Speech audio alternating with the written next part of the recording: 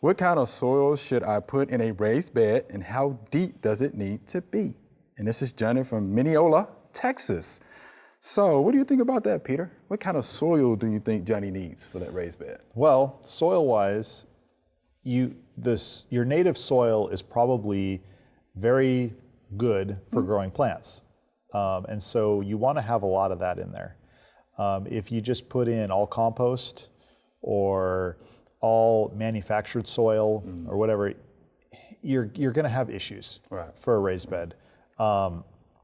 And so you want to have some native soil in there. Now, that doesn't mean you have to go dig it up out of your yard somewhere else. You can buy native soil. Check local mulch yards or soil places, and you can either go and pick some up, or they can deliver it in a dump truck, depending on what you want to do.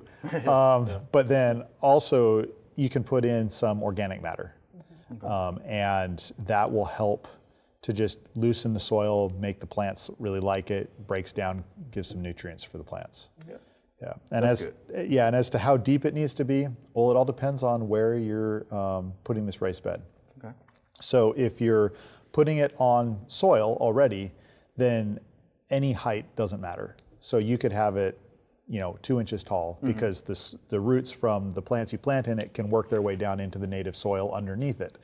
Now, if you have the raised bed, if you're putting it on concrete, on a driveway or something like that, then you do need to have enough soil for the plants to be able to get the nutrients that they need. And so at the absolute bare minimum, 6 inches, but you're going to have problems keeping the soil moist if it's on concrete and it's only 6 inches deep. So you'd probably be better off doing at least a foot.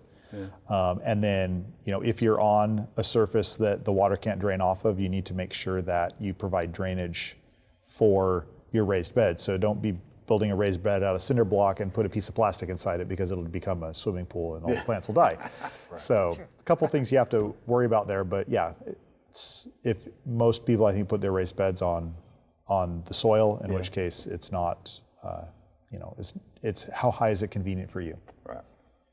That's the route I would take. Yeah, that's what I would do. Anything you want to add to that? And the organic matter, I would try to do 20% organic matter to the existing soil.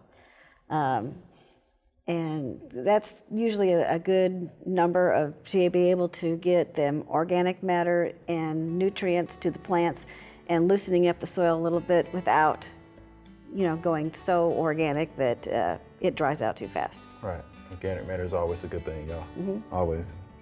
Thanks for watching the video. We hope you enjoyed. To subscribe, click below.